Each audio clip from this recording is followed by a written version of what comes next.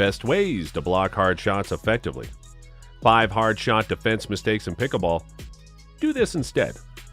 Every once in a while, when you're at the line, you or your partner may accidentally send a popped-up ball to your opponents, putting you in a difficult position for the next shot that's coming back.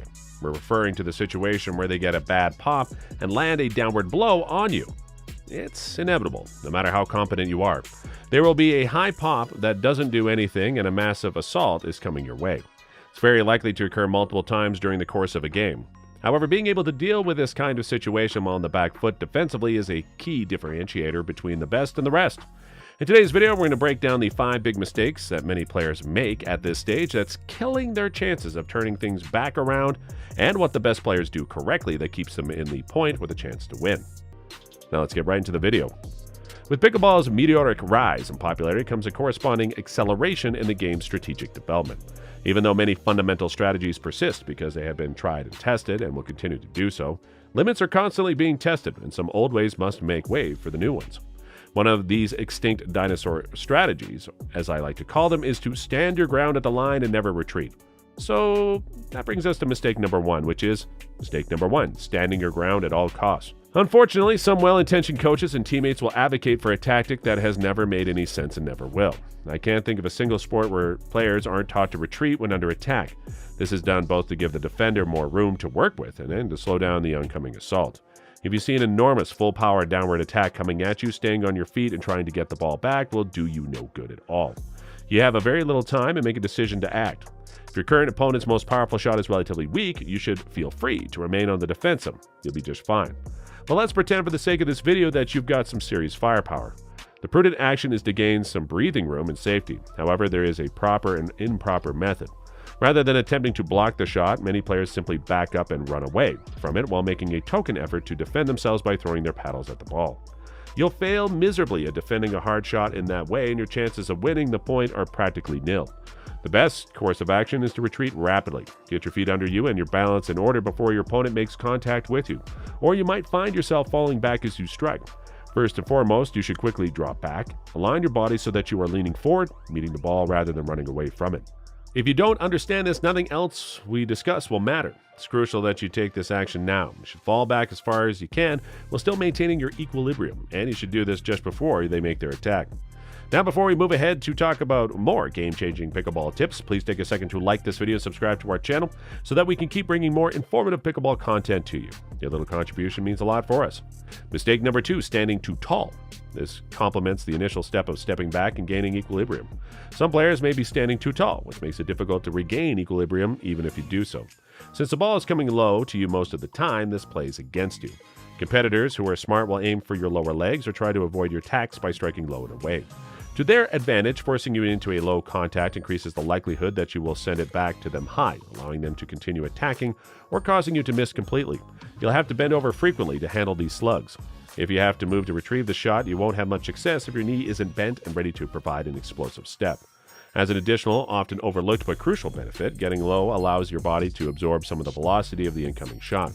The inability to properly absorb the ball's speed is a common cause of defensive difficulties among players. To help absorb some of the speed of the ball, you should bend your knees, which is one of the many strategies we will cover in a moment. When you are further back on the court and your opponent is taking hard attacking shots, you need to get low to block them. Maintain a stance that is at least as wide as your shoulders and a knee bend of about 25%. Sitting back and lowering your center of gravity will greatly improve your defensive play, so do just that. Mistake number 3, too much swing. In many cases, such as resets and blocking shots, the arms are moving around too much. Overdoing either the backswing or the follow-through can have the same effect. You don't have to move the paddle too much when your opponent is attacking with a full force shot. The object should hardly budge at all. As it stands, your opponent's providing almost all of the energy required to send the ball back over the net. Your primary objective is to redirect it at an appropriate angle, allowing it to go over the net while still falling into the kitchen or giving the ball a low contact point with which to make a save. Far too many players overdo it and swing way too much on blocks and resets, though this may be necessary if they're hitting an off-speed attack, say 60 to 70% of their max speed. That's the end of that shot. Now that we've gotten that out of the way, let's examine a common error made with the hand and arm when trying to block powerful blows. Mistake number 4, overly tight arm and grip. There's a lot of talk about people making too much of a death grip when it comes to blocking and resetting. And it's true, many people have too tight of grip during contact, which produces too much rebound energy on the ball. sending it rocketing over your paddle and going higher, harder, and deeper than you'd like, leaving you open to repeated attacks.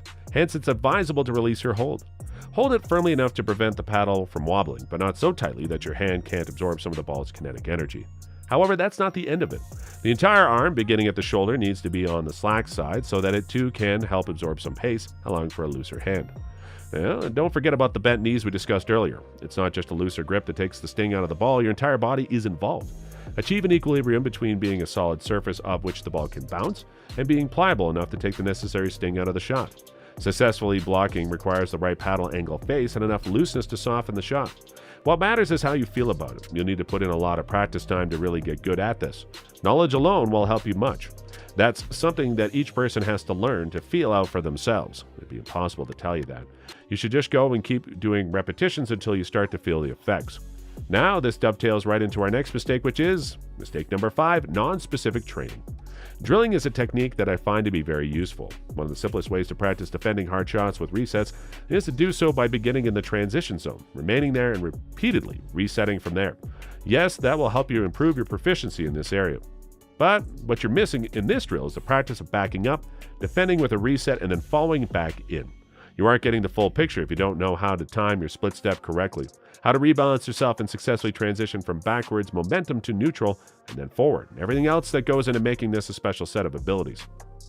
So what is your favorite strategy to block hard shots in pickleball matches? Tell us in the comments. Also, don't forget to like this video and share it with your fellow picklers. Also, if you love pickleball, to make sure to watch this next video on our channel. Thanks for watching. Bye.